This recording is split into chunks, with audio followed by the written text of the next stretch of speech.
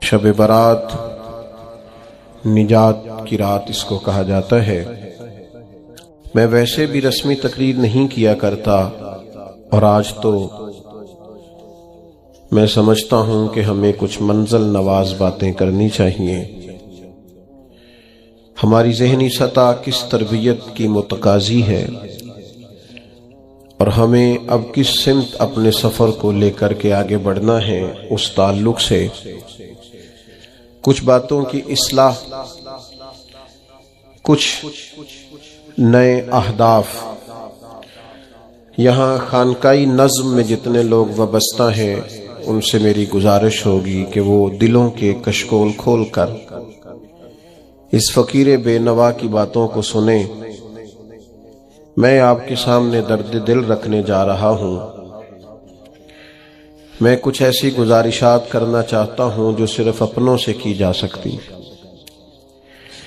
میں جس طرح کا سفر اپنے احباب کے ساتھ کرنا چاہتا ہوں، اس کے تعلق سے کچھ اہم باتیں بڑا سوچ کر، بڑا سمجھ کر۔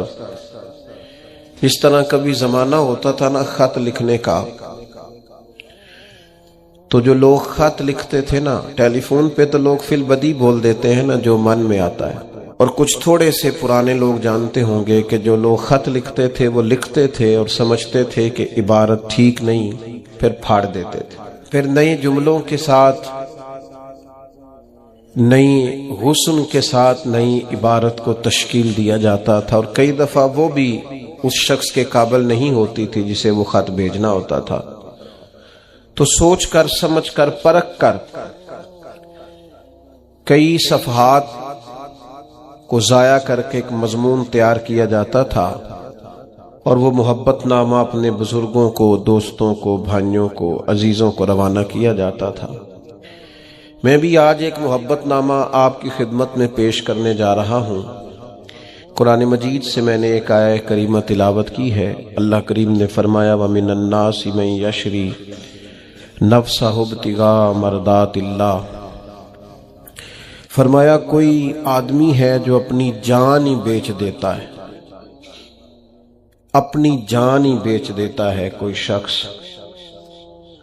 کس رستے میں بیچ دیتا ہے؟ مرضات اللہ، اللہ کی رضا تلاش کرتے ہوئے۔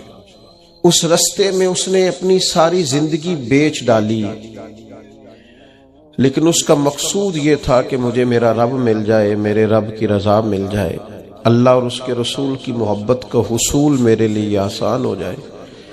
اس رستے میں اس نے جان ہی بیچ دی۔ مالک نے اس آیت میں یہ نہیں فرمایا اسے کیا دوں گا، اجر کیا ملے گا، اس کا ثواب کتنا ہے، جنت کہ کس درجے میں اسے رکھا جائے گا۔ فرمایا کوئی آدمی ہے، کچھ لوگ ہیں جو اپنی جان ہی بیچ دیتے ہیں اللہ کی رضا تلاش کرنے میں۔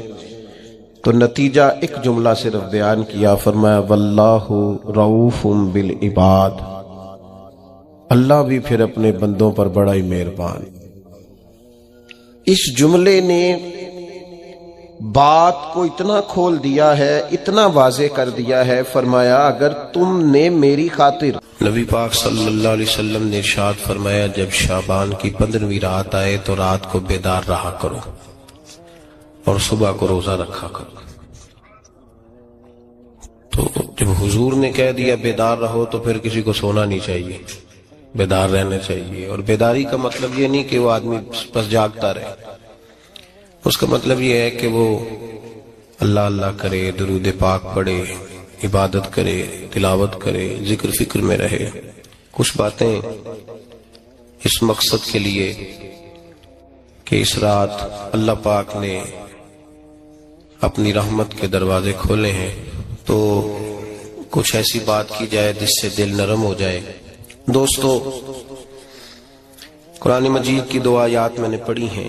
اللہ کریم نے فرمایا یا ایھا الذین آمنوا اتقوا اللہ حق تقاتہ، اے ایمان والو اللہ سے ڈرو، اور اتنا ڈرو جتنا ڈرنے کا حق ہے۔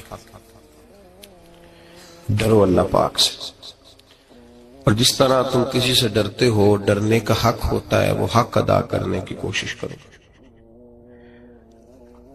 ہم میں سے بہت سارے لوگ ڈرتے ہیں کچھ لوگوں سے، اور جب وہ ڈر رہے ہوتے ہیں تو انہیں احساس ہوتا ہے. اللہ پاک نے ہمارا وہ احساس خود بیان کر دیا ہے. فرمایا جب تم کسی سے ڈرتے ہو تو تمہیں اس کا احساس ہوتا ہے کہ تم کتنا ڈرتے ہو، تو پھر تم کوشش کرتے ہو کہ تم وہ کام نہ کرو جس سے وہ بگڑ جائے گا، ناراض ہو جائے گا. جو لوگ قانون سے ڈرتے ہیں وہ اشارہ نہیں توڑتے، کچھ بھی ہو جائے اشارہ نہیں توڑتے. انہیں پتہ ہے کہ یہاں اشارہ توڑیں گے تو الجھ جائیں گے. اور جہاں انہیں فکر نہ ہو کہ کوئی پوچھنے والا نہیں، وہاں ہم نے دیکھا ہے کہ لوگ اشارہ توڑ دیتے ہیں. اللہ تبارک و تعالیٰ نے موقع دیا، میں حرمین شریفین حاضر ہوا تو وہاں ایک روڈ دائری روڈ کہلاتا ہے. اس روڈ سے پیدل چلنے والے نہیں گزر سکتے. وہ کہتے ہیں جی اس روڈ سے پیدل والا نہ گزرے، ان کے لیے علیحدہ جگہ ہے. قانون یہ ہے کہ اگر کوئی پیدل آدمی وہاں سے گزرے اور اس کا ایکسیڈنٹ ہو جائے تو وہ حکومت یہ کہتی ہے کہ یہ کیوں یہاں سے گزرا تھا، لہذا کوئی مقدمہ نہیں ہو سکتا. وہاں ہم نے دیکھا ہے کہ لوگ اس سڑک پہ پیر بھی نہیں رکھتے، کہتے ہیں مر گئے تو بنے گا کچھ نہیں. یہاں بھی بہت سارے ایسے معاملات ہوتے ہیں کہ جہاں انسان محسوس کرتا ہے کہ یہ بڑا میرے لیے نقصان ہو جائے گا تو وہ ڈرتا ہے.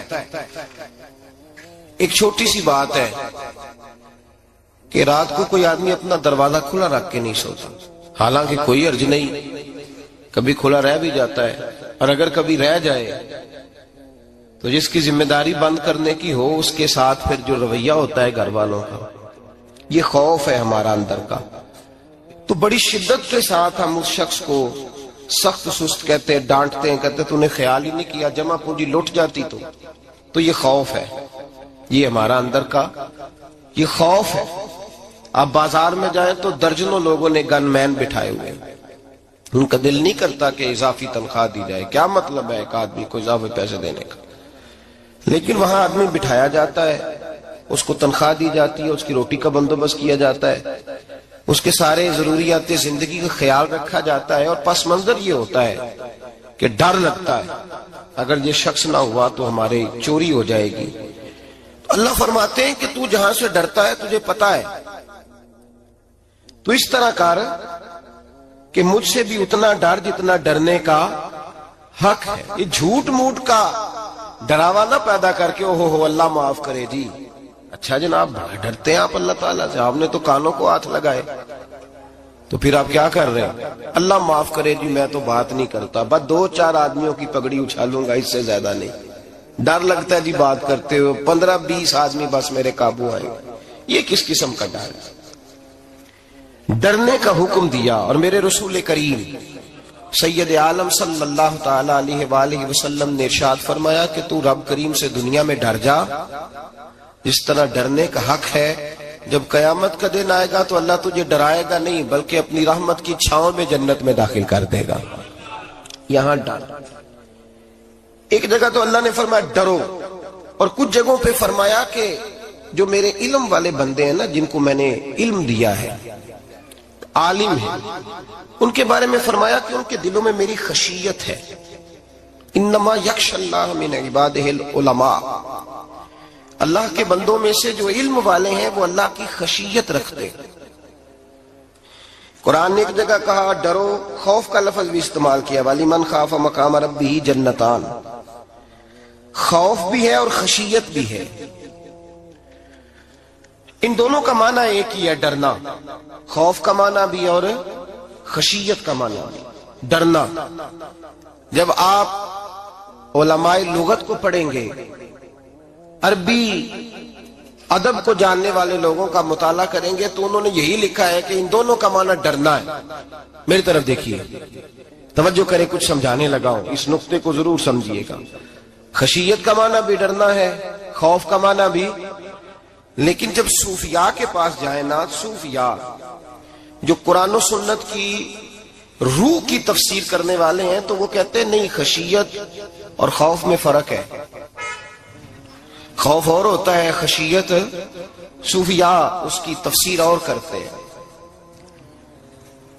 وہ کہتے ہیں خوف بھی ہوتا ہے اور خشیت بھی ہوتی ہے، الگ الگ چیزیں ہیں، ایک نہیں۔ بڑی خوبصورت بات ہے، اگر آپ سمجھ گئے تو آپ کو فائدہ دے گی۔ صوفیاء یہ کہتے ہیں کہ بھائی خوف ہوتا ہے اپنے گناہوں کا، کہ میں نے یہ گناہ کیے ہیں، اگر اللہ نے مجھ سے پوچھا تو مجھے بڑا خوف آتا ہے مار پڑے گی، یہ خوف ہے۔ پھر سمجھ لیں، ایک آدمی نے حرام کا مال اکٹھا کیا ہے زندگی میں، معاذ اللہ اس نے بڑے پاپ کیے، گناہ کیے، شراب پی، بدکاری کی، معاذ اللہ تعالیٰ ثم معاذ اللہ۔ اب اسے ڈر لگ رہا ہے کہ اللہ تبارک و تعالیٰ نے پوچھا تو میں کیا جواب دوں گا، یہ خوف ہے۔ اور خشیت یہ ہے کہ ایک آدمی سارا دن نماز پڑھتا ہے، روزہ رکھتا ہے، عبادت کرتا ہے، اللہ کو یاد کرتا ہے، پھر بھی ڈرتا ہے، یہ خشیت ہے، یہ خشیت ہے۔ جو گناہوں سے ڈرے وہ خوف ہے، اور جو رب کی ناراضگی سے ڈرے وہ خشیت ہے۔ جو کہے یار میرا رب کہیں ناراض نہ ہو جائے، میرا رب کہیں مجھ سے، بڑی خوبصورت مثال دی۔ میں نے اپنے صاحب سے پوچھا کہ حضور یہ مسئلہ کیا ہے، تو فرمانے لگے ایک بادشاہ نے ایک غریب کی بیٹی اسے پسند آ گئی تھی، تو اس نے عزت کے ساتھ اس سے شادی کر لی، رشتہ بھیج کے وقار کے ساتھ۔ بیٹی کا باپ اپنی بیٹی کے مقدر پر رشک کرنے لگا کہ میری بیٹی کو بادشاہ نے پسند کیا ہے، بادشاہ کے شہزادے نے رشتہ بھیج دیا ہے۔ شہزادہ بیاہ کے لے گیا بیٹی کو، 20 کنیزائیں، نوکرانیاں اس عورت کی خدمت کرنے پہ لگی ہوئی ہیں، توجہ ہے، اس کا ہر حکم ماننے کو تیار ہے۔ لیکن وہ بی بی سویرے بھی رو پڑتی ہے اور شام کو بھی رو پڑتی ہے، روتی رہتی ہے۔ اس سے کسی نے پوچھ لیا کہ بی بی تو روتی کیوں ہے، 20 کنیزائیں ہیں، گھر میں سکون ہے، ہر شے ہے، تو روتی کیوں ہے؟ تو وہ کہنے لگی اصل بات یہ ہے کہ جو کچھ مجھے ملا ہے میں اس کے قابل نہیں تھی، تو میں ڈرتی ہوں میرا سائیں کہیں ناراض نہ ہو جائے، وہ ناراض نہ ہو جائے، میں قابل نہیں تھی، میری اوقات نہیں تھی، یہ من آنم کے من دانم، میں جو ہوں اس کا مجھے پتا تو ہے، اس نے میری حیثیت سے، میری اوقات سے، میرے ظرف سے، میری محنت سے بڑا بڑھ کے مجھے عطا کر دیا، میری چونکہ اوقات سے زیادہ دے دیا تو میں ڈرتی ہوں وہ ناراض نہ ہو جائے، کہیں میری یہ کھیل، یہ جو میں نے گھونسلہ بنایا ہے یہ کہیں میرا ٹوٹ نہ جائے۔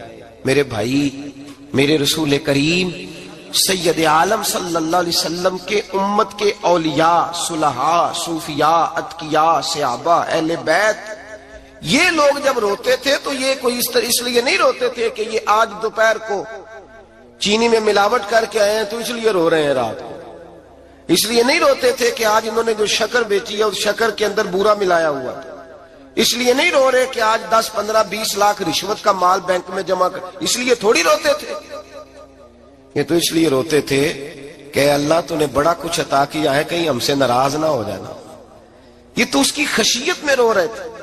حضرت داؤد طائی رحمت اللہ تعالی علیہ، حضرت امام جعفر صادق جو نبی پاک صلی اللہ علیہ وسلم کے نواسے، جناب داؤد طائی کی ملاقات ہوئی تو امام جعفر صادق حضور کے نواسے عرض کرنے لگے داؤد طائی یار میری بخشش کی دعا کرنا، رب مجھے معاف کر دے۔ تو حضرت داؤد طائی رحمت اللہ علیہ فرمان لگے امام صاحب آپ حضور کے نواسے ہیں، میں نے دعا کرنی ہے کہ آپ نے میرے لیے کرنی ہے؟ تو حضرت امام جعفر صادق رو پڑے، کہنے لگے یار تو نہیں کرنی ہے، اور اسی لیے تو تجھ سے دعا کرا رہا ہوں کہ کہیں ایسا نہ ہو نانا مصطفیٰ کی بارگاہ میں جاؤں تو وہ مجھے کہیں کہ میں کس طرح کا تھا تو کس طرح کا بن کے آیا ہے، یہی تو دعا کرانی ہے کہ میرے لیے دعا کر۔ جو جتنا بڑا ہوتا تھا نا اتنی زیادہ خشیت ہوتی ہے، اور گناہگار کے تو اللہ تبارک و تعالیٰ بعضوں کا سزا دیتا ہے، آنسو سلب ہو جاتے ہیں، اس کو تو اپنے گناہوں پہ رونا ہی نہیں آتا، وہ تو روتا ہے بچہ نہ ہو تب روتا ہے، وہ تو روتا ہے پیسے نہ ہو تب روتا ہے، وہ تو اس وقت روتا ہے جب اس کا مال چلا جائے، اس کو تو بعضوں کا گناہگار کو تو بعضوں کا سزا ملتی، اللہ فرماتے تو دنیا کے لیے روئے گا، میرے لیے نہیں رو سکتا۔ اور جو رب کریم کے بندے ہوتے ہیں انہیں اللہ کہتا ہے تو دنیا سے بے نیاز ہے، تیری آنکھ سے آنسو جب بھی ٹپکے یا میرے لیے ٹپکنا چاہیے یا محمد مصطفیٰ کے لیے ٹپکنا چاہیے۔ آپ اگر اس بات کو تھوڑا سا غور کے ساتھ سمجھے تو تمام اولیاء صلحات کیا یہ رو رہے ہیں، تڑپ رہے ہیں، کیا اس کی وجہ تھی؟ نمازیں کم رہ گئی تھی، روزوں میں کمی تھی، فرائض ادا نہیں کرتے تھے کہ رویا کرتے تھے؟ کیوں روتے تھے؟ حضرت سیدنا عمر فاروق رضی اللہ تعالیٰ عنہ کے بارے میں صحابہ کہتے ہیں جناب عمر فاروق جب نماز پڑھاتے اتنا رویا کرتے تھے کہ 7ویں صف تک ان کے رونے کی آواز جایا کرتی، 7ویں صف تک ان کے رونے کی آواز جاتی۔ ہم لوگ بن کے بیٹھ گئے ہیں، ہم یہ سمجھتے نہیں کہ ہماری حیثیت کیا تھی اور رب کریم نے ہمیں نوازا کیا ہے۔ آپ پڑھیے کتابیں، میرے رسول پاک صلی اللہ علیہ وسلم فرماتے ہیں میرا عمر جس گلی سے گزرے شیطان رستہ بدل جاتا ہے۔ نبی پاک فرماتے ہیں میرا عمر جب تک دنیا میں رہے گا دوزخ کو تالا لگا رہے گا۔ اس صاحب اسد الغابہ نے لکھا ہے نبی پاک صلی اللہ علیہ وسلم نے حضرت جبریل امین کو بلایا، فرمایا چل میرے عمر کی شان بیان کر۔ تو حضرت جبریل امین علیہ السلام عرض کرنے لگے یا رسول اللہ صلی اللہ علیہ وسلم 950 سال اگر اللہ مجھے عمر دے، 950 سال رب عمر دے اور پھر بھی میں عمر فاروق کے فضائل بیان کروں تو میں نہیں کر سکتا، عمر کی شان میں نہیں بیان کر سکتا، 950 سال بھی اگر میری عمر ہو۔ نبی پاک نے فرمایا پھر میرے ابو بکر کے بارے میں، عرض کی یا رسول اللہ ابو بکر کی تو بات اس سے بہت آگے کی ہے نا، وہ نبی پاک کتنی عظمت بیان کر رہے ہیں، کس قدر زیادہ رسول کریم صلی اللہ تعالی علیہ وآلہ وسلم ان کی عظمت بیان کرتے ہیں۔ حضرت عمر کیا کہتے ہیں، وہ لوگوں کو بتاتے پھرتے ہیں کہ تم نے دیکھا ہے نا میری کتنی عظمت ہے، وہ یہ نہیں کہتے۔ حضور فرماتے ہیں عمر کی بڑی شان، بڑی شان، بڑی شان۔ اور عمر کے پاس جب بھی کو جاتا ہے کہتے عمر آپ کا کیا مقام ہے؟ تو عمر فرماتے میں تو اونٹ چرانے والے کا بیٹا ہوں، میں تو اونٹ چرانے والے کا بیٹا ہوں، میں تو اونٹ چرایا کرتا تھا، میں تو 10 اونٹ نہیں سنبھال سکتا۔ حضرت فاروق اعظم رضی اللہ تعالیٰ عنہ سے کو پوچھتے جناب عمر آپ کا کیا حال ہے؟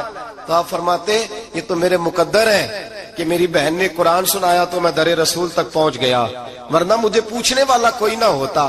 کبھی جناب علی المرتضیٰ کا بازو پکڑ کے کہتے ہیں علی تو نہ ہوتا تو عمر ہلاک ہو جاتا۔ بھائی حضور شانیں بیان کرتے ہیں، نبی پاک کہتے ہیں میرے ابو بکر نے احسانات کیے، بڑے احسانات کیے، میں نے سب کا بدلہ چکا دیا، ابو بکر کا نہیں چکایا، اللہ کی بارگاہ میں عرض کروں گا یا اللہ تو ہی اسے بدلے دے۔ اور جناب ابو بکر صدیق سے کوئی پوچھتا ہے ابو بکر آپ کا کیا حال ہے؟ تو ابو بکر صدیق فرماتے ہیں مجھ سے میرے اندر کا عالم نہ پوچھو، اگر قیامت کے دن اعلان ہوا نا کہ سارے لوگ بخشے گئے ایک باقی بچا ہے تو مجھے ڈر لگتا ہے کہ اللہ ابو بکر ہی بچ جائے گا جو نہیں بخشا جائے گا، مجھے ڈر آتا ہے۔ تو بھائی پن کے بیٹھ گئے لوگ، لوگوں کو پوچھ کر کے دیکھیں، کہتے ہیں کیا پاپ کیا ہے، کیا ہو گیا ہے؟ خشیت سے کانپتی ہوئی روحیں، تڑپتے ہوئے میرے رسول پاک کے غلام، اولیاء اللہ صوفیاء کرام کے رونگٹے کھڑے ہیں رب کریم کے خوف سے، جو جتنا مالک کو جانتا ہے اتنا کانپ رہا ہے، اتنا ڈر رہا ہے، جس کی آنکھوں سے آنسو خشک ہے، مطلب یہ ہے یہ رب کو جانتا ہی نہیں، اسے کیا خبر اس کا جلال کتنا ہے، اسے کیا خبر اس کا عذاب کتنا ہے، تو کیا جانے ان بطش ربک لشدید، جب وہ پکڑتا ہے تو بڑا سخت پکڑتا ہے۔ حضرت عثمان غنی کو 3 دفعہ میرے نبی پاک نے فرمایا جنتی ہے، جنتی ہے، العثمان فی الجنہ، العثمان فی الجنہ، العثمان فی الجنہ، 3 دفعہ حضور نے جنت کی بشارت دی۔ میرے مصطفیٰ کریم نے فرمایا میرا عثمان گلی سے گزرے تو فرشتے بھی اس کی حیا کرتے ہیں۔ جناب عثمان غنی جن کو میرے نبی نے 2 بیٹیاں دے کے کہا عثمان میری 100 بیٹی بھی ہوتی، ایک کے بعد دوسری انتقال کرتی جاتی تو میں ساری تیرے نکاح میں دے دیتا، وہی حضرت عثمان غنی قبر پہ کھڑے ہیں حضور کے وصال کے بعد، ایک قبر پہ کھڑے، آنکھوں سے آنسو جاری ہے، داڑھی ساری آنسوؤں سے بھر گئی ہے، روتے ہی جاتے ہیں، روتے ہی جاتے ہیں۔ غلام کہتا عثمان یار رونا ہمیں چاہیے، رونا ہمیں چاہیے، جن کو کوئی بشارت نہیں اور آپ کو تو 3 بشارتیں، روتے کیوں ہو؟ جناب عثمان غنی فرمانے لگے جس مصطفیٰ نے مجھے جنت کی بشارت دی اسی رسول نے فرمایا تھا قبر آخرت کی منزلوں میں سے پہلی منزل ہے، آخرت کی منزلوں میں سے پہلی منزل۔ سوچتا ہوں اگر رب کریم نے عثمان سے حساب پوچھ لیا حساب کیسے دینا ہے؟ میرے مصطفیٰ کریم نے، یہ تو بات ہے نا جناب عمر کی، یہ تو بات ہے حضرت عمر کی، حضرت ابو بکر کی، جناب عثمان غنی کی، اور جس شیر خدا کے بارے میں نبی پاک نے فرمایا علی منی وانا من علی، فرمایا علی اور میں 2 نہیں، میں علی ہوں اور علی میں ہے، جن کو فرمایا من کنت مولا فہذا علی مولا، جس کا میں مولا اس کا علی بھی جس مولا علی شیر خدا کو یہ درجہ دیا. ولی المرتضی اٹھے ہیں, نماز کا وضو کیا ہے, مصلی کی جانب جانے لگے تو جناب علی کا وجود تھر تھر کانپنے لگا, تھر تھر چھم چھم آنسو برسنے لگے. حضرت سیدنا امام حسن آگے بڑھے, ابا جی کیا ہوا؟ فرمایا حسن ڈر رہا ہوں, مالک کی بارگاہ میں جا رہا ہوں, کہیں رب علی کو دھتکار ہی نہ دے, کہیں مالک علی سے حساب ہی نہ پوچھ لے, کہیں اللہ تبارک و تعالیٰ ناراضگی کی نظر سے نہ دیکھے. او بھائی, ہم لوگ اتنے دلیر, اتنے تگڑے, اتنے سیاہ, اتنے عقل مند, اتنے گناہوں کے پیچھے پہاڑ ہیں, لیکن مجال ہے کوئی ایک قطرہ وہ آنسو جو ہم نے سنبھال کے رکھے ہیں دنیا داری پہ بہانے کے لیے. کبھی اپنا حساب کر, کبھی سوچ. روز شکوہ کرتا ہے, کہتا ہے میرے پاس پیسے نہیں, گاڑی نہیں, کار نہیں, کوٹھی نہیں, سرمایہ نہیں. کبھی سوچ جو کچھ ہے اگر رب کریم میرے اور آپ کے اعمال دیکھے تو ہماری حیثیت ہے کہ وہ سارا کچھ ہمیں دیا جاتا, ہماری اوقات تھی کہ وہ ہمیں دیا جاتا جو اس نے دیا ہے. ٹٹول کے دیکھیں, عمر گزر گئی شکوے کرتے, ذرا پلٹ کے دیکھیں. اگر ہمارے گناہ اور ہماری نیکیاں اکٹھی کی جائیں تو ہم جزا والے نہیں سزا والے نکلتے ہیں معاذ اللہ. مامور غزنوی بڑا پیار کرتے تھے ایاز کے ساتھ, بڑا پیار کرتے تھے, نوازا کرتے تھے. روز کوئی نہ کوئی تحفہ ملتا تھا ایاز کو. کچھ حسد کرنے والوں نے کہا محمود تو اسے تحفے دیتا ہے اور یہ جنگل میں اسلحہ اکٹھا کر رہا ہے, یہ تیرے خلاف علیحدہ سے فوج تیار کر رہا ہے, کچھ وقت آئے گا یہ تجھے چھوڑ کے علیحدہ سے بادشاہی کا دعویٰ کر دے گا. مامور غزنوی کہنے لگے یہ کس طرح کی بات؟ کہا تمہیں پتہ ہے کہ ایاز عصر سے لے کر عشاء تک کہاں رہتا ہے؟ محمود کہنے لگے یار واقعی میں نے کبھی پوچھا تو نہیں. شک کا بیج بو دیا, شک کا بیج بو دیا. محمود غزنوی کہنے لگے اچھا آج میں پیچھا کروں گا, تفتیش کروں گا, تحقیق کروں گا کہاں جاتا ہے, تحقیق کروں گا. محمود غزنوی نکلے پیچھا کرنے. عصر کے بعد ایاز نے جنگل کا رخ کیا, محمود بھی پیچھے پیچھے ہو لیے. کہتے ہیں جنگل کے بیچ جا کے ایک جھونپڑی آئی, اس جھونپڑی کے اندر ایاز گئے, دروازہ کھولا, اندر چلے گئے. مجھے بڑا غصہ تھا کہ ہر بات مجھے بتاتا ہے, یہ کیوں نہیں بتائی؟ جب ایاز اندر گئے تو میں نے زور زور سے دروازہ کھٹکھٹایا غصے کے ساتھ. ایاز نے دروازہ کھولا, باہر آئے. میں نے کہا پیچھے ہٹ. ایاز پیچھے ہٹے تو میں اندر چلا گیا. محمود کہتے ہیں جب میں اندر گیا تو میں نے اس جھونپڑی میں ایک پرانا کرتا لٹکا ہوا دیکھا, ایک ٹوٹے ہوئے جوتے پڑے ہوئے دیکھے, ایک چھوٹا سا ڈنڈا دیکھا, ایک مٹکا, ایک پیالہ دیکھا. میں نے ساری تلاشی لی تو چند ٹوٹی پھوٹی پرانی چیزیں. میں نے کہا ایاز یہ کیا ہے؟ تو کہتے ہیں ایاز کہنے لگا بادشاہ ٹٹول کے دیکھ لے, یہی کچھ ہے جو تو نے دیکھا. میں نے کہا یہ ہے کیا؟ کہتے ہیں ایاز پیروں میں بیٹھ گیا, تڑپ کے رونے لگا. کہنے لگا بادشاہ یہ میری اوقات ہے, یہ میری اوقات ہے, یہ میری اوقات ہے, یہ میری اوقات ہے. کہا کیا مطلب؟ کہنے لگا جس دن تیرے پاس آیا تھا نا تو یہ میری کائنات تھی کل, آج تیری مہربانیوں نے مجھے یہاں تک پہنچا دیا ہے. میں جو تیرا غدار نہیں نہ ہوتا, میں جو تیری نافرمانی نہیں کرتا, اس لیے نہیں کرتا کہ میں ہر شام آ کے اپنی اوقات یاد کرتا ہوں اور پھر مجھے روز رات کو میرا نفس کہتا ہے اس کا وفادار رہنا, اس کا وفادار رہنا. تو اس حال میں تھا جب آیا تھا, اگر یہ بگڑ گیا تو پھر تجھے اپنی اوقات کا پتہ ہے نا.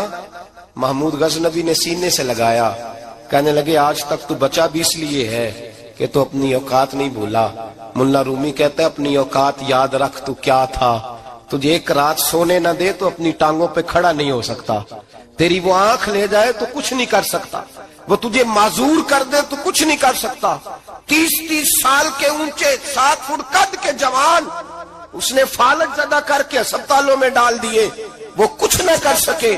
بڑے بڑے پہلوان جو کہتے تھے کہ ہم اٹھے تو دنیا اٹھتی ہے, اس نے پھینک دیے من و مٹی کے نیچے, کچھ نہ کر سکے.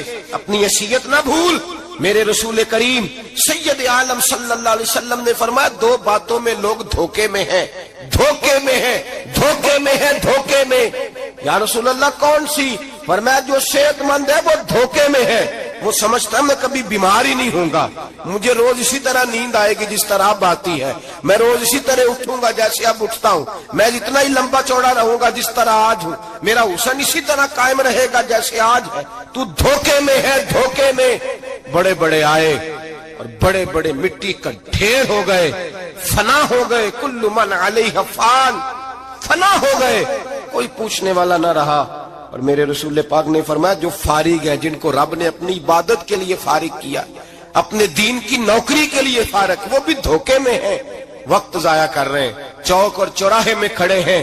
میرے بھائی، جب اپنی حیثیت انسان بھولتا ہے، حیثیت بھولتا ہے، پھر وہ شکوہ کرتا ہے، جب اپنی اوقات بھولتا ہے پھر شکوہ کرتا ہے، جب وہ بھول جاتا ہے کہ میں کیا تھا پھر وہ شکوہ کرتا ہے۔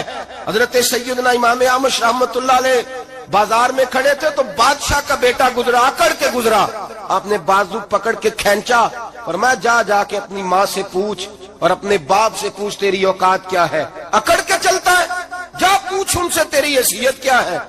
حضرت جناب سیدنا امام احمد نے ڈانٹا تو واپس آیا، آگے کہنے لگا ابا وہ امام کیا کہتا تھا کہ میری اوقات کیا ہے، کیا اوقات ہے میری؟ تو باپ اور ماں دونوں گھورنے لگے، کہنے لگے بیٹے ہمارے پاس دولت بھی تھی، گھر بھی تھا، مکان بھی تھا، جائیدادیں بھی تھی، بادشاہت بھی تھی، پر ہم دنیا کے دروازوں سے بھیک مانگ مانگ کے تھک گئے تھے۔ عرش کا مالک ایک بیٹا عطا نہیں کرتا تھا، ایک بیٹی نہیں دیتا تھا، تڑپ گئے تھے، روتے تھے، سسکتے تھے۔ پھر وہی امام احمد جنہوں نے آج تجھے گلی میں کھڑا کیا ہے، اس کے دروازے پہ جا کے بیٹھ گئے۔ ہم نے کہا رب ناراض ہو گیا، دعا کرو ہم سے راضی ہو جائے، چلو زیادہ نہیں ایک لال ہی ہمیں دے دے۔ کہ امام احمد دعائیں کیا کرتے تھے تو تب اللہ پاک نے تو ہمیں عطا کیا تھا۔ تیری او بھائی اپنی حیثیت کا تو تعین کر، تو بڑھ بڑھ کے باتیں کرتا ہے، تو بڑا کھول کھول کے بولتا ہے، اپنی حیثیت کا تو تعین کرنا، ذرا اندازہ تو کرنا کہ تو کون تھا، کہاں سے آیا ہے، تیری اوقات کیا ہے۔ یہاں لوگ ایک منٹ میں آگے نکل جاتے، پلٹ کے دیکھ تو صحیح۔ اور میرے بھائی جو بڑے لوگ تھے وہ تڑپا کرتے تھے۔ حضرت فضیل بن عیاض رحمت اللہ علیہ فرماتے ہیں بغداد میں بارش نہیں ہوتی تھی، قحط پڑ گیا، جانور پیاس سے مرنے لگے، جوان بچے بوڑھے نڈھال ہونے لگے۔ فرماتے ہیں میں بھی نکلا، سفیان ثوری بھی نکلے، اور بھی کئی صوفیاء میدان میں نکلے، دعائیں مانگی پر بارش نہیں ہوتی تھی۔ فرماتے ایک جھونپڑی سے ایک سفید بالوں والا اور گندمی رنگ والا ایک بوڑھا غلام نکلا جو کسی کا ملازم تھا، باہر آیا جھونپڑی سے، ہم اسے دیکھ رہے تھے، وہ ہمیں دیکھ نہیں رہا تھا۔ فرماتے ہیں اس کے چہرے پر عبادت کے نشان تھے، دور سے اس کا چہرہ دیکھتے لگتا تھا کوئی رب کریم کا بندہ ہے۔ فرماتے ہیں ہم اسے اللہ کا ولی جانتے تھے۔ اس نے دعا مانگی کہ تو لفظ پتہ کیا ہے دعا کے؟ ہاتھ اٹھا کے کہنے لگا مولا مجھے پتا ہے کہ جو بارش نہیں نہ ہو رہی ہے میری وجہ سے نہیں ہو رہی، میرے گناہوں کی بڑی لمبی فہرست ہے، بڑی لمبی لائن ہے۔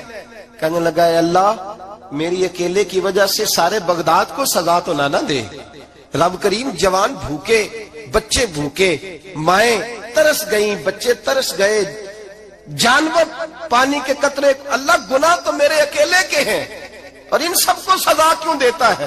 نہ میری سزا سب کو تو نہ دے، میری سزا صرف مجھے دے، ان کو نہ دے۔ کہتے ہیں ابھی اس کے ہاتھ اٹھے ہوئے تھے، دعا بول رہا تھا، رب کریم نے فوراً بارش عطا فرما دی۔ فرماتے ہیں کھل کے بارش برسی۔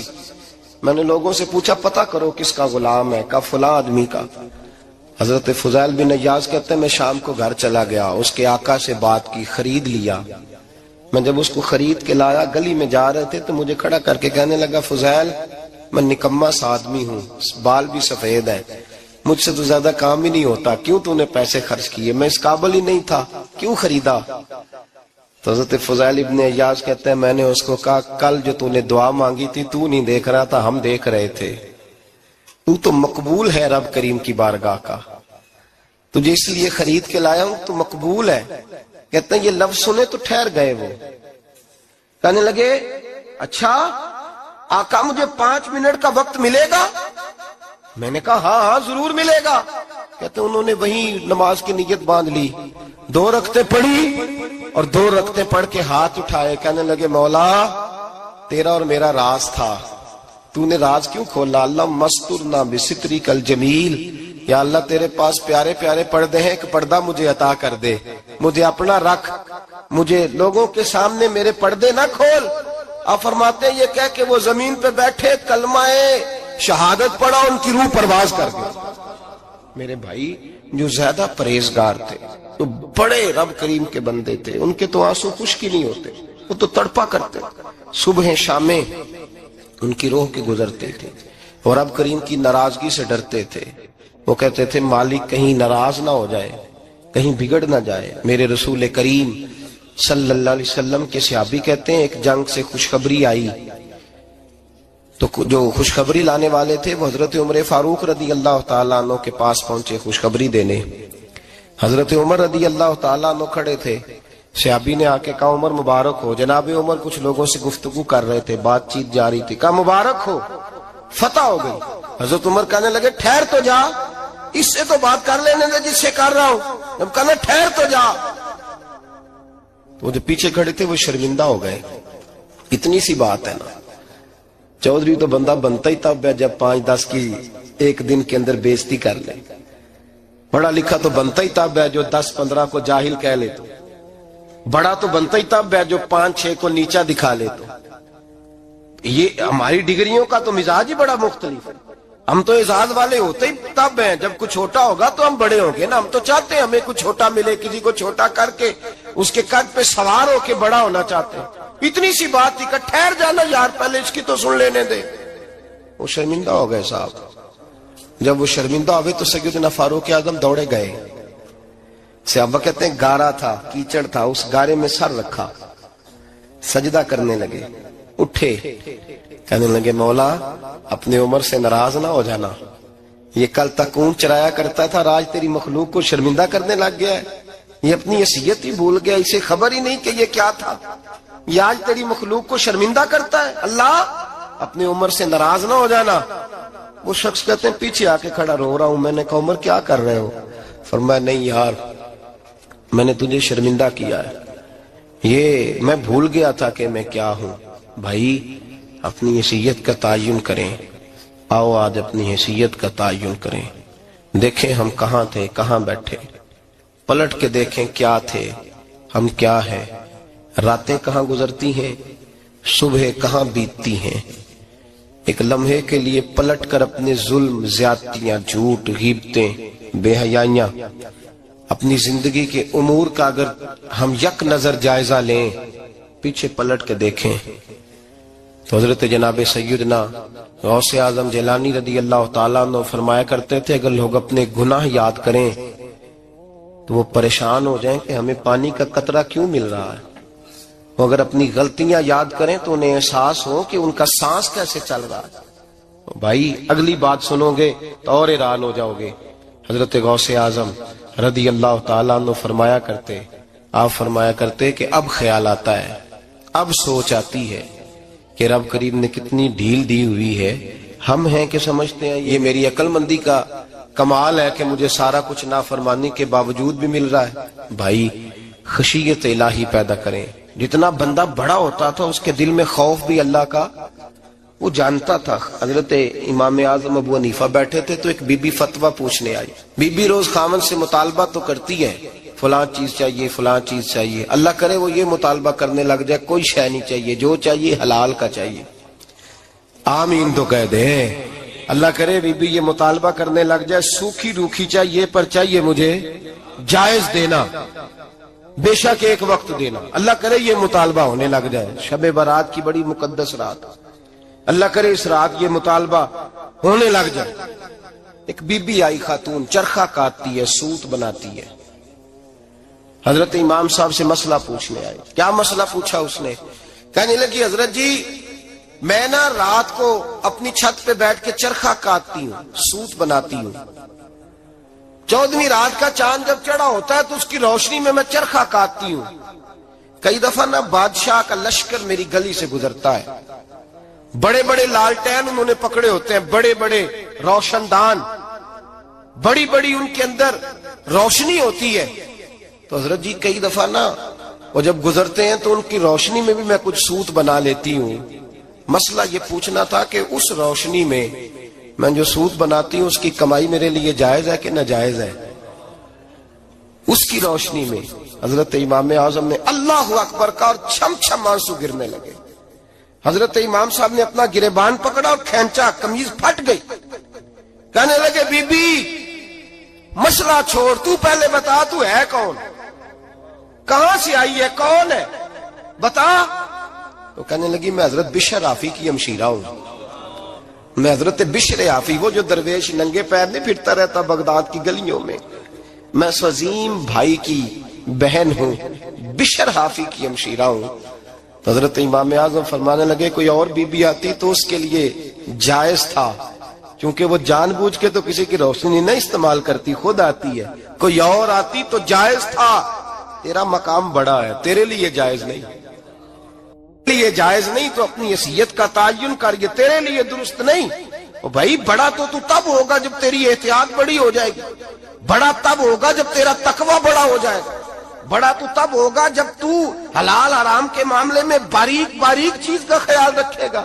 اور اگر تو کہ خیر ہے دیکھی جائے گی, ساری دنیا کر رہی ہے, ساری زمانہ کر رہا ہے, فلاں بھی کر رہا ہے, وہ خدا کے بندے یہ کس طرح کا معاملہ ہے, یہ کس طرح کی جمہوریت ہے؟ اپنے آپ کو سمجھائیں اور میرے عزیز خشیت والی زندگی پیدا کریں, تقوی والی زندگی پیدا کریں. ہم لوگ ایسا وقت گزار رہے ہیں, اور یہ یاد رکھنا ہمیشہ انسان دنیا میں آتے ہیں, اس شہر کے بہت سارے لوگ ہو گزرے, علماء, مشائخ, صوفیاء, تاجر, زمیندار.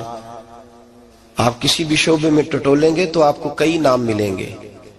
اس شہر محبت کے ڈھیروں لوگ ہو گزرے, اور یہ کہانی ہر شہر کی ہے. آج میں اور آپ یہاں بستے ہیں, کچھ وقت کے بعد ہم داستان ہوں گے. امام شافعی رحمت اللہ علیہ فرماتے ہیں میں ایک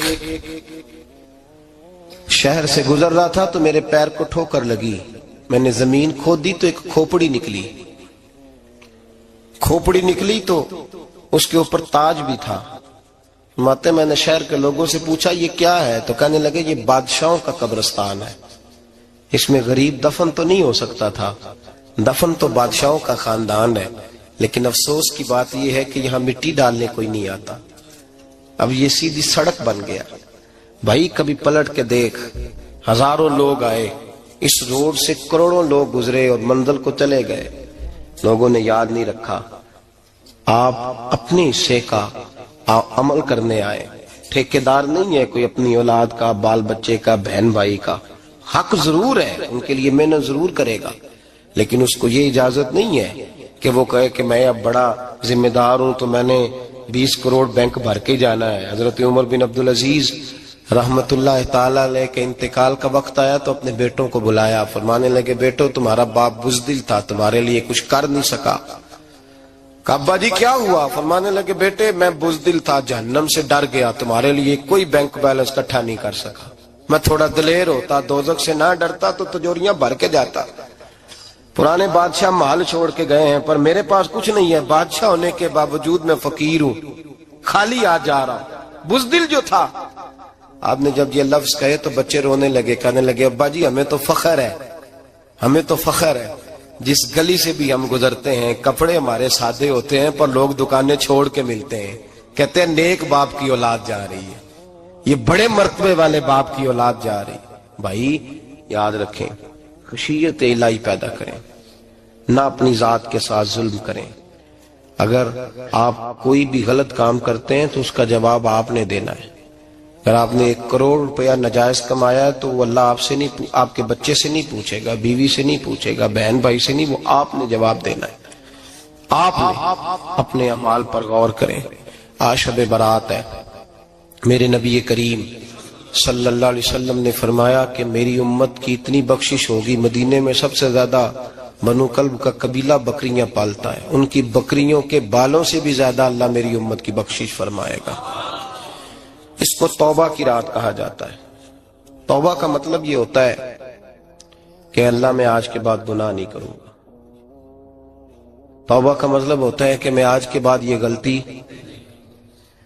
آپ کا ملازم کتنی بار غلطی کرے تو آپ رکھ لیتے ہیں؟ ایک دن میں 100 دفعہ کرے تو گنجائش ہے اس کو رکھنے کی؟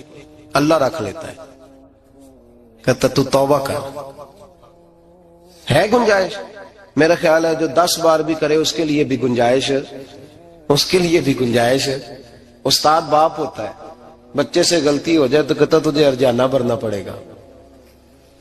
بچے لگے نہیں ہوتے اسکولوں میں، جرمانے لگے ہوتے ہیں، چھٹی کا لیدا ہے، فلاں کام کا لیدا ہے، حالانکہ باپ ہے۔ بھائی اللہ فرماتا ہے تو توبہ کر، اور توبہ یہ ہے کہ میں آج کے بعد یہ گناہ، جس آدمی نے کل 5 نمازیں نہیں پڑھنی، اس کا آج توبہ کرنے کا کیا مطلب ہے؟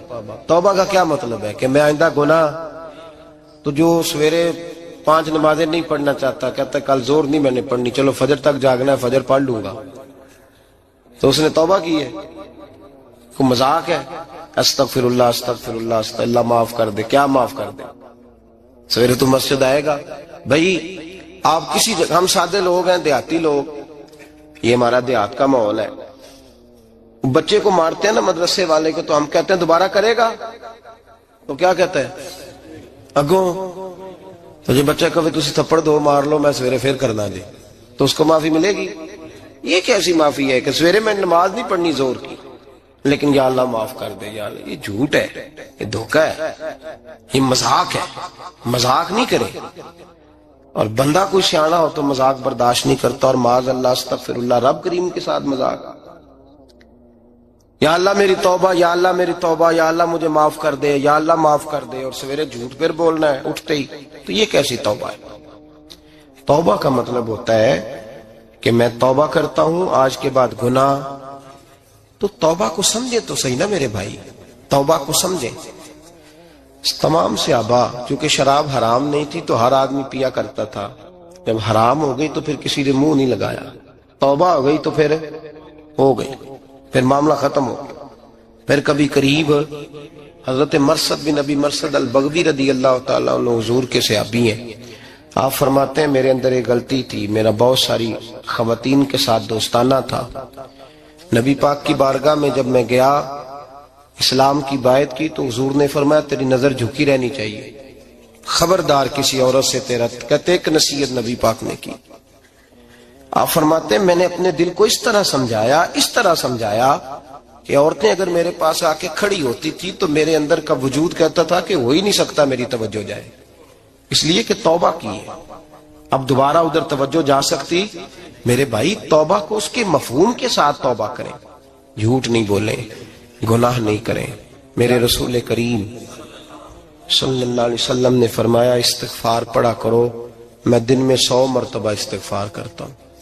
حضور کہتے ہیں میں دن میں، حضور 100 دفعہ دن میں استغفار کرتے۔ امام حسن کے پاس ایک شخص آیا، کہا میرے پاس اولاد نہیں، فرمایا استغفار پڑھ۔ ایک پھر آ گیا، اس نے کہا حضور میرے پاس روزی نہیں، فرمایا استغفار پڑھ۔ ایک اور آیا، اس نے کہا حضور بیماری بڑی ہے گھر میں، فرمایا استغفار کر۔ آپ کے صاحبزادے بیٹھے تھے، کہا ابا جی جو آتا ہے آپ استغفار ہی بتاتے ہیں۔ آپ فرمانے لگے جب کوئی بندہ توبہ کرتا ہے تو رب راضی بڑا ہوتا ہے۔ تو میں نے سب کو توبہ کا وظیفہ بتایا ہے، جس کی جو بھی مجبوری ہو اگر توبہ کر لے تو اللہ تعالیٰ اسے آسانی عطا کر دیتا ہے، اللہ اس پہ نظر رحمت کر دیتا ہے۔ اپنے آپ کو تبدیل کریں، نماز کو اس کی حقیقت کے ساتھ پڑھا کریں، اس کی حقیقت کے ساتھ نماز کو پڑھیں، 5 وقت مسجد میں حاضری دیں، چھوڑ کے سارے کام چھوڑ کے، باقی سارا کچھ بعد میں۔ آپ کا رشتہ لوگوں کے ساتھ زندگی کا ہے، موت کا نہیں ہے۔ آپ خود دیکھ لیں، جن کے بزرگ چلے گئے وہ ڈیلی جاتے ہیں قبرستان، کل بیٹھتا 2 گھنٹے جا کے، والد صاحب ہیں، دادا جی ہیں، نانا جی ہیں، دیکھا کبھی کسی کو صبح گیا ہو شام آیا ہو؟ یہی حال ہمارا ہوگا، بالکل کوئی نہیں جائے۔ اور پھر جب کوئی انتقال کر جاتا ہے نا تو کوئی یہ نہیں کہتا کہ ابا جی کو غسل دے لو، کہتے ہیں میت کو غسل دو۔ ماں آنکھوں کی ٹھنڈک ہوتی ہے لیکن کہتے ہیں لاش کو اٹھاؤ، جنازے کو اٹھاؤ۔ آپ کے رشتے ناطے ختم ہو گئے۔ اگر آپ ناراض نہ ہوں تو مجھے جنازے پڑھانے کا موقع ملتا ہے، 1-2 بات عرض کرتا ہوں، اس کے بعد ذکر کرتے ہیں، انشاءاللہ دعا ہوگی۔ جنازوں پہ جانے کا اتفاق ہوتا ہے، تو میں جنازے سے محسوس کرتا ہوں بہت ساری چیزوں کو. میں دیکھتا ہوں کہ جنازہ ہونے کے باوجود لوگ یہ سمجھتے ہیں کہ یہ ہونا تھا کام، یہ ہو گیا، اور وہاں کیفیت یہ ہوتی ہے کہ صرف یہی جنازہ ہے، اسی نے فوت ہونا تھا، ہم تو بچے ہوئے ہیں. قرآن پاک سے محبت کرنا، قرآن پاک پڑھنے والوں سے پیار کرنا، قرآن کے مدارس کو آباد کرنا، یہ بڑا مشکل ہوتا جا رہا ہے. ہم ایک مدرسہ چلاتے ہیں، ہم محسوس کرتے ہیں کہ یہ بڑا کٹھن معاملہ ہے، بڑا کٹھن. ایک تو تنقید کی نظر بھی سب سے زیادہ اداروں کی طرف ہوتی ہے، اور سب سے کم تعاون بھی اداروں کے ساتھ ہوتا ہے. مجبوری کے ساتھ ادارے وقت گزارتے ہیں. اپنا رجحان مدارس کی جانب کریں اور دین سیکھنے کی طرف رجحان کریں. قرآن مجید صحیح پڑھنا سیکھیں، قرآن مجید صحیح سمجھنا سیکھیں. اور پھر میرے بھائی، جو آیات آپ کو ضروری ہیں، نماز جنازہ ہے، وضو ہے، غسل ہے، آپ کے روزمرہ کے معاملات ہیں، وہ کسی اچھے قاری سے، اہل سنت کے کسی شخص سے ان کی درستگی کرائیں، اپنے معاملات پہ غور کریں، یہ ان کوتاہیوں سے باہر آئیں، قرآن پاک سے محبت کریں اور دینداروں کے ساتھ جڑیں.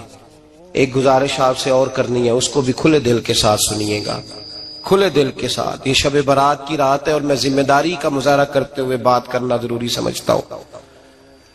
آپ کسی پیر صاحب سے ملیں، کسی آستانے پہ جائیں، یہ کچھ گزارشات ہیں، بات میری ختم ہو گئی، وہ کر کے میں دعا کرنے لگا ہوں. تو شریعت اسلامیہ کا ضرور پاس اور لحاظ کریں. یہ دیکھیں، جس صوفی کے پاس، درویش کے پاس، جس کو آپ پیر سمجھ رہے ہیں، اسے کوئی قرآن حدیث بھی آتا ہے، وہ کوئی سنت شریعت کا بھی پابند ہے. میری اپنی جماعت سے ہاتھ باندھ کے گزارش ہے، خدا را اب بس کر دیں. بڑی تباہی ہو گئی اور لمبی چوڑی ہو گئی، تھک گئے ہم کہہ کے. لوگ سمجھتے نہیں اس چیز کو. اعلیٰ حضرت فاضل بریلوی نے لکھا ہے، ادھر دیکھیں، اعلیٰ حضرت نے لکھا ہے کندھوں تک بال رکھنا جائز ہے، کندھوں تک، کندھوں سے نیچے رکھنا حرام ہے. کیسے اس شخص کو لوگ پیر مان لیتے ہیں جس نے داڑھی سنت سے چھوٹی رکھی ہوئی ہے، بال بڑے رکھے ہوئے ہیں؟ یہ ملنگ صاحب ہے. ان تماشوں سے باہر آ جائیں، اللہ تبارک و تعالیٰ کی بارگاہ کی طرف رجوع کریں. ہم دم کے قائل ہیں، درود کے قائل ہیں. میں سارا دن پتہ نہیں 20 تعویذ لکھ کے دیتا ہوں. ہمارے بزرگوں کا طریقہ ہے، یہ چیزیں جائز ہیں، ان کی شریعت میں اصل ہے، دلیل ہے، لیکن کل دین یہ نہیں ہے. اپنے آپ کو بچائیں اور علم کی طرف رجوع کریں، تقوی کی طرف رجوع کریں. ان ظالموں سے، بہروپیوں سے اپنے آپ کو بچائیں. اور میں ان لوگوں کو بھی دعوت فکر دیتا ہوں جو ہمیں روز آ کے کہتے ہیں یہ تمہارا پیر تو یہ تمہارا پیر، جب ہم خود کہہ رہے ہیں ہمارا نہیں. تو ہم کسی شرابی کبابی کو اٹھا کے کہہ دیں یہ تمہاری جماعت کا بندہ ہے تو تم رکھ لو گے؟ کہو. ہم اگر کہہ دیں تمہاری جماعت یہ درس دیتی ہے تو تم مان لو گے؟ یہ کیا بات ہوئی؟ اگر کسی جماعت کا کوئی شخص غلط ہے، اور ہم درباروں والے نہیں، ہم تو مسجدوں والے لوگ ہیں. دربار تو ایک ضمنی چیز ہے، بن بھی جائے تو ٹھیک ہے، ورنہ تو میرے نبی پاک نے فرمایا ہر مومن کی قبر جنت کا باغ ہوتی ہے. تو اندر دربار ہی بنا ہوا ہے، جنت کھلی ہوئی ہے. اوپر بلڈنگ بننا اتنا ضروری کام؟ مہربانی فرمائیں ایک تو اپنے آپ کو دین کی طرف راغب کریں. رمضان شریف آئے گا، اپنی اصلاح کی کوشش کریں. اور جب کسی دینی مجلس میں جائیں تو روح کی دنیا لے کر کے جائیں، کچھ سیکھنے کے ارادے سے جائیں، کچھ درس لینے کے ارادے سے جائیں. جمعے پڑھیں، دروس سنیں، تو کچھ لینے کے ارادے سے جائیں اور دین کی خدمت میں اپنے حصے ڈالنے کی کوشش کریں. اس سے صرف چندے کا معاملہ نہیں، اس سے مراد یہ ہے کہ اپنی اولاد کو، اپنے بچے کو، اپنے آپ کو دیندار بنائیں. یہ آپ کا دین میں حصہ ہوگا، یہ آپ کا دین کے ساتھ تعاون ہوگا. آخری بات میرے بھائی آپ حضرات سے یہ ہے، اس کو ضرور سمجھیں. خواتین کو پردے کا پابند کریں، ان کو پردہ داری سکھائیں. پردہ شریعت میں ضروری ہے، اور جواب دہ عورت نہیں ہوگی، اس کا خامند ہوگا، اس کا باپ. اور اس کا اگر بھائی بڑا سربراہ ہے تو وہ جواب دہ ہوگا کہ عورت بے پردہ کیوں نکلتی ہے. تہذیب کے نام پر بد تہذیبی نہ کریں. خبردار کوئی ایسا کام نہ کریں جس سے اللہ رسول ناراض ہو. ان کو پردے کا پابند کریں، بغیر برقعے کے، بغیر مکمل نقاب کے. بالکل عورت کو اجازت نہ دیں گھر سے نکلنے کی. سختی کریں اور ان کو سمجھائیں کہ ہمارا تعلق یورپ کے ساتھ نہیں، ہمارا تعلق خاتون جنت حضرت فاطمہ الزہرا کے ساتھ ہے. ان کو پابند کریں. اور یہ میں ذمہ داری سے بات کہہ رہا ہوں، مرد ذمہ دار ہے اگر اس کی عورت با پردہ نہیں ہے، وہ ذمہ دار ہے.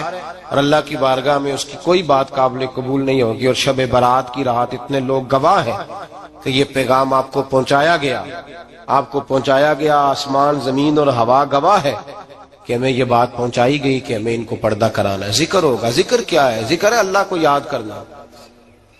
اور میرے نبی پاک صلی اللہ علیہ وسلم نے ایک حدیث میں فرمایا, رب کا ذکر اس طرح کرو کہ لوگ تمہیں دیوانہ سمجھے. یہ لوگ باتیں کرتے ہیں تو کھول کھول کے, اللہ کے ذکر کی باری آتی ہے تو تھک سے جاتے ہیں. تھک کے ذکر نہیں کریں, ذکر کریں تو پوری دل جمی کے ساتھ, سرور کے ساتھ, کیف کے ساتھ. اور آج کر کے تو دیکھیں بھلا ذکر میں ہوتا کیا ہے, یہ لذت کیا ہے, یہ کیف کیا ہے. میرے بچے چھوٹے مجھ سے کہتے ہیں ذکر لمبا کرایا کریں. بیٹا اکثر مجھے کہتا ہے ذکر جو ہے نا وہ جب آپ بڑا لطف آتا ہے ذکر میں. ذکر تو ایک کیفیت ہے, لگ جائے تو اس کا ایک اپنا ذائقہ ہے. تو ذکر کریں اللہ کا, درود شریف پڑھیں. دعا کیا ہے؟ آج لائٹ کو بند کر کے جب ہمارے ہاں ذکر ہوتا ہے, دعا ہوتی ہے, تو ہمارے بزرگ یہ کہتے ہیں ہم ثابت یہ کرنا چاہتے ہیں کہ ہم مجمع میں نہیں بیٹھے, یا اللہ تیری بارگاہ میں بیٹھے, ہمیں تو ساتھ والا دیکھ نہیں پا رہا. دعا مانگے, اور اللہ سے مانگے تو کھول کے مانگے. اور آج اگر ہو سکے نا تو کوئی ایک آدھ قطرہ گرا ہی دے. میرے نبی پاک نے فرمایا محفل میں چند لوگ بھی رو پڑے تو سب کا کام بن جاتا ہے. آپ میں سے کوئی نیک آدمی ایسا ہوگا تو ہمارے جیسے کئی گناہگاروں کو ساتھ اللہ اس پہ فضل فرمائے گا. یہاں ذکر کے بعد دعا ہوگی, دعا کے بعد پھر سلام ہوگا, پھر ایک دفعہ آخر میں دعا ہوگی. پھر آپ کو کچھ وقت دیا جائے گا انفرادی طور پہ نفل ادا کرنے کا. 4 6 نفل پڑھ کے نئے سرے سے تازے ہو کے آپ حضرات تشریف لائیں گے. اور پھر انشاءاللہ تعالی یہاں لنگر کا بندوبست ہوگا. آپ حضرات کے لیے ماں حضر جو کچھ ہے آپ کو پیش کیا جائے گا. کوشش کریں روزہ رہ ہی جائے صبح کا. ویسے بھی پریکٹس ہوگی رمضان کی, اور شعبان میں زیادہ روزے رکھنا میرے نبی پاک کی سنت بھی ہے. اس لیے ضرور کوشش کریں کہ سحری کا بندوبست ہے تو آپ روزہ رکھیں تاکہ آپ کے لیے آسانی ہو جائے. اللہ تبارک و تعالی ہماری اس حاضری کو اپنی بارگاہ میں